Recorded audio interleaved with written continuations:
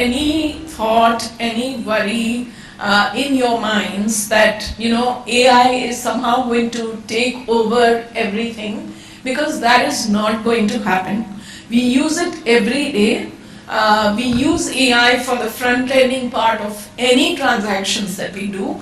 But beyond a point, as things get more and more complex, human intelligence has to come into play. And that's how, with a unique blend of these two, we can be successful in every transaction. So that's one very important thing to keep in mind. Coming to challenges that we have seen in a technology predominant world as things are evolving every day, the human connect still is very much a bedrock of any organization. You would have all heard of this phrase that culture eats strategy for breakfast every day.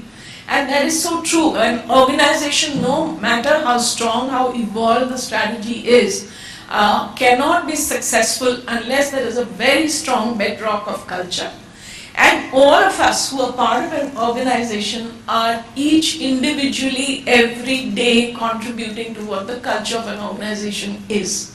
So in an environment where we are working in a hybrid mode, where half of our people, and today probably, I would say organizations vary from 80-20 to 50-50, people are working from home as well. One of the challenges we see is to sustain that culture, to make it tangible to people who are working from home. A lot of our people who are today with us, we have about 7,000 people in India, have joined during COVID times. And they have not come to office at all. It's only now that they're coming back to office. So the physical feel of a culture, when you walk into an organization, when you meet your colleagues, when you see the fun and engagement, they have missed that totally. So as HR, we are putting in a lot of effort on culture reinforcement programs, on creating events both online and in the physical workspace to create engagement, bring back that contact, bring back a more tangible version of what culture means to employees. I think that's one very, very critical thing. The other thing which we have seen to be a big challenge is that during COVID times, people have started feeling the distancing from their supervisors and leaders. Because in a physical world, your supervisor is just next door, you have a problem, you just walk across and solve it. When you're sitting at home, that becomes a challenge, and you're hesitating to call a person 5 times a day to figure out how to solve a problem.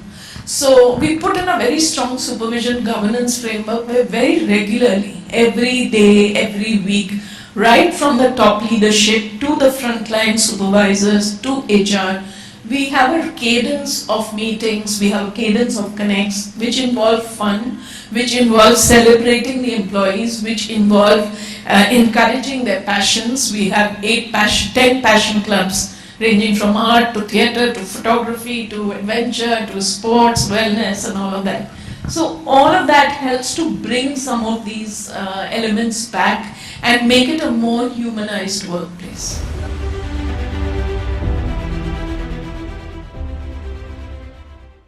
I just happened to glance upon this quote by Swami Vivekananda, and it says, "Build body and mind together and the world will be at your feet." I think that totally sums it all. Wellness is all about both these things. Certainly what she said, mental well-being is extremely, extremely important. It's a combination of both. You need to focus on your body because that's what houses your soul, it houses the spirit that you are. But along with that, focus on building mental resilience because life will throw challenges at you. I think Ramanpreet, you said you don't know anybody, nor do I, who has not faced failure. All of you also would have. You would have tried to do something in school, you wouldn't have won that first prize that you dreamt of, and so on and so forth. But through each such experience, you need to build mental resilience that will stand by you throughout your life. There is a video by Denzel Washington which talks about failing fast, and you must watch it. All of you are online. It's very inspiring. and it really talks about how failure is the first stepping stone to success. I think that's one of the big learnings that you must get at this stage, because you must not be disappointed by small obstacles that come your way. They will come your way, and they are just leading you to that big dream, that big goal that you have for yourself. So mental health, mental wellness, I think is extremely important. The encouraging thing, to the point that Deepa was making and you were making, that it's still considered a taboo. I do see in your generation, and I mean all of you youngsters here, that you're far more open to taking help, to taking recourse to therapists if you see challenges, probably because today's schools are far more evolved. Many schools have in-house counselors, and corporates today are adopting the same practice. We have in-house counselors because our average age group of people are 25 years. And so they keep having these small challenges, and sometimes big ones. Then we do have cases where people want to commit suicide.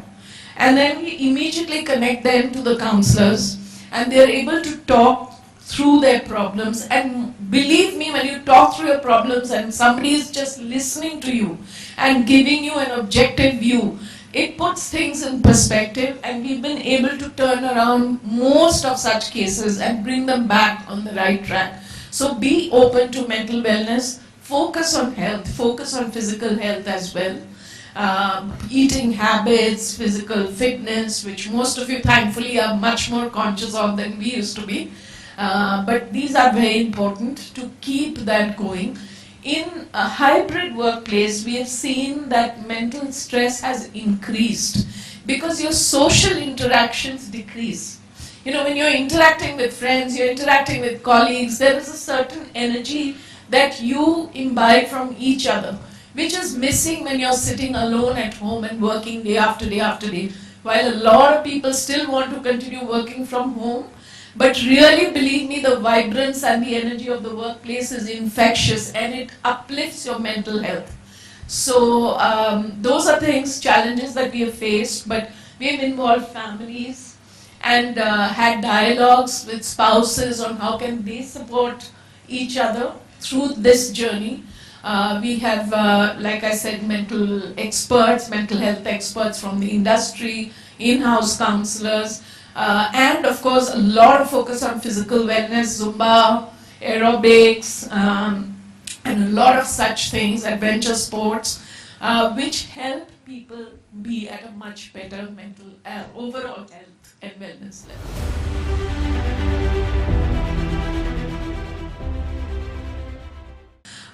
What we do from a DEI focus, for us, there are three important segments that we focus on. One is gender, of course. Second is LGBTQAI, very important for us right now. And the third is persons with disabilities. But the first two are extremely, and right now, real-time focus. So for women, we have a program which is called Shakti. All of you would know that Shakti really stands for divine feminine energy. And under the Shakti program, we focus on three things, three pillars. One is hiring more women.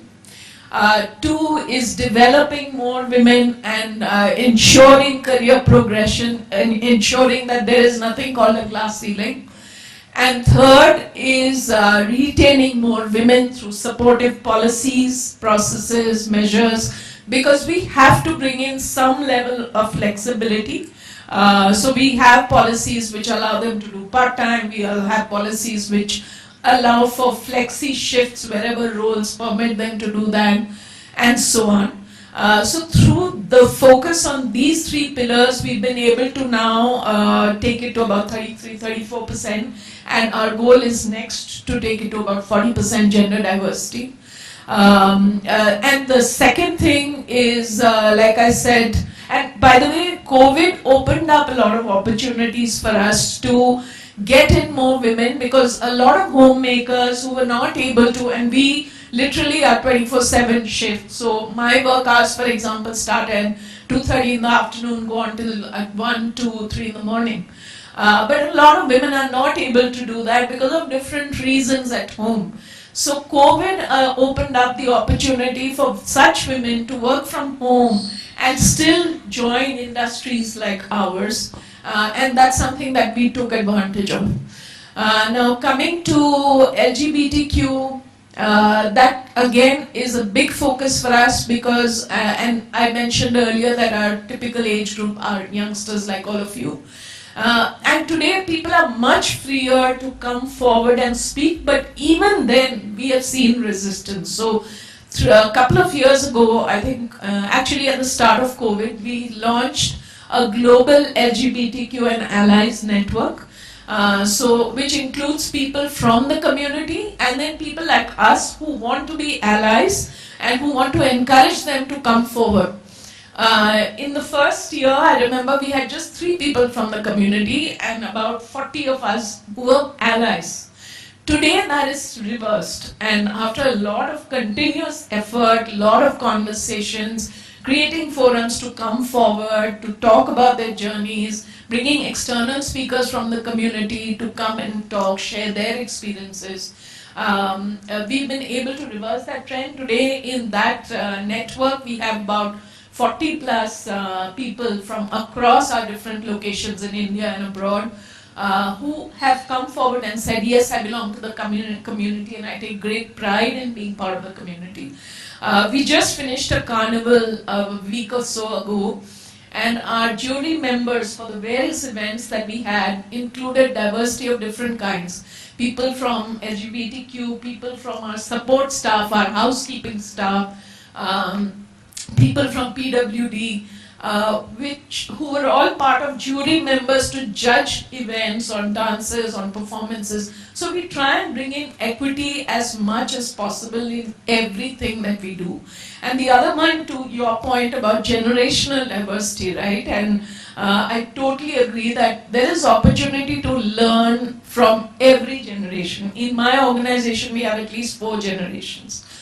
And we have programs, we have one program which is called Young Mentors and another one which is called Stormtroopers. Now these two allow people like you who are newbies in the company to reverse mentor leaders like us.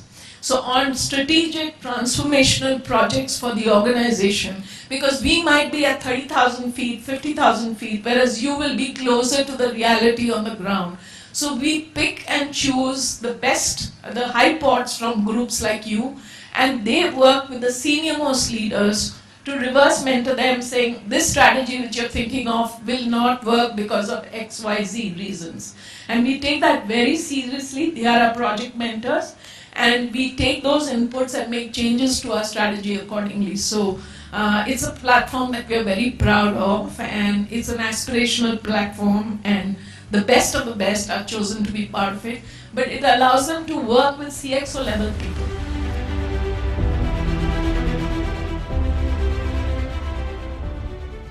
It is not about what skills, because there will be a whole array of skills that you can pick and choose from in every organization that you go to. You have to have the attitude for continuous learning and the agility of learning, and focus to complete. Don't be impatient. Don't think that, oh, this is going to take so much time, I don't have the time for it. You'll have to invest that time in yourself. And it's an investment that you're doing for your career. But speed of learning, agility, flexibility to adapt to changing trends is what is the most important.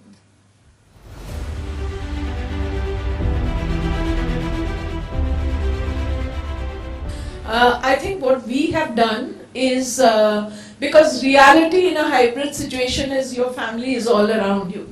In our case, we have a lot of people in the front line who live in 1-room, 2-room houses, and they're trying to do their work, but there's a mother, there's a wife, there's children all around them. So what we have done is, I mentioned earlier that we have 10 passion clubs. We have involved, the membership has now extended to the employees' parents, the employees' children, and so we have art competitions where grandparents, grandchildren and the employees are all participating together. So we are trying to make engagement very personal, take it to their homes. During COVID times, like we have a lot of platforms under our Celebrating New brand, which used to be in office. But during COVID times, what we did was we actually went to the people's homes and gave away the awards in front of the family members. So we try and do personalized things like that to make them feel the culture, to make them feel that they belong, to make them feel included, and not that they're sitting in some isolated place where people have forgotten about them. Yeah. So those are small touches. I think Deepak was speaking about that video of experience, right? We brought in two pillars, one called experience and one called connect, which are completely dedicated to creating that extra engagement with the employee, especially those who are working from home.